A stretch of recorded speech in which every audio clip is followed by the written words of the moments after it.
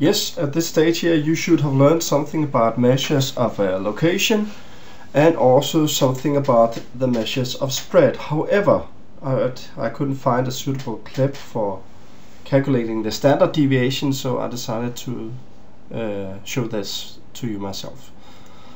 The easiest way to show this would be to take an example here. Let's assume now that we have a range of the observation here. We have observation 1 to 10 down here, and the observation of a given variable that we're looking upon is shown here. These numbers here could, for instance, represent the amount of minutes that a BLM student is inactive during a day at the BLM study.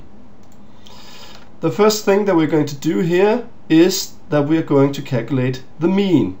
And you should have known how to calculate the mean before. That would simply just to take the sum of all these observations here and divide it with the number of observations. That would be 10 in this case. So the mean in this case here would be 26.8. The next thing that we're going to do here is that we are going to take the deviance from each observation compared to the mean.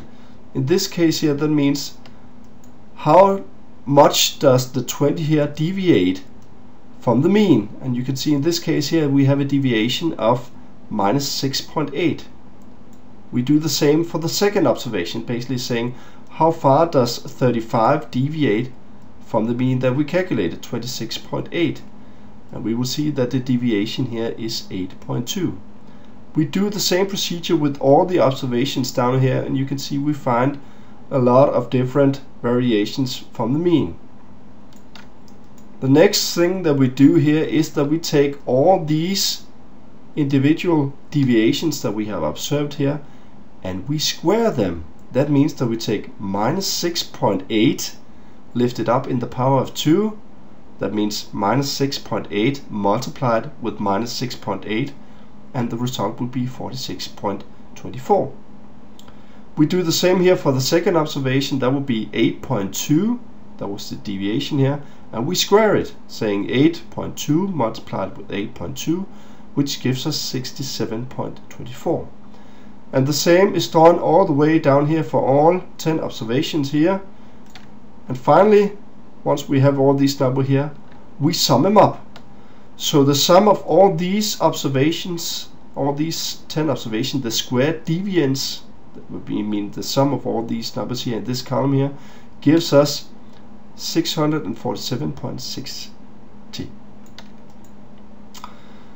After we have calculated this number here, we can then calculate the variance, saying this is the sum of all the squared deviances here, and if we divide it with the number of observations minus 1, we get the sample variance for these distribution here.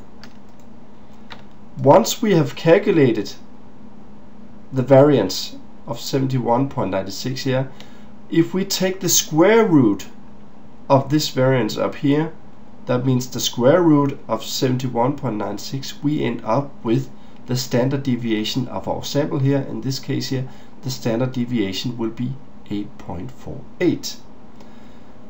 So this is how you calculate the standard deviation here in this case. So now you know how to calculate the variance and the standard deviation. Before we move any further here, I would like to show the difference between calculating the variance and standard deviation for a population and for a sample. The first thing that we're going to look here is the variance, saying this is how we calculate the variance for the population. What you can see here is that we still have the same saying as we had before, saying the individual observation we have, and then we subtract the Greek letter mu.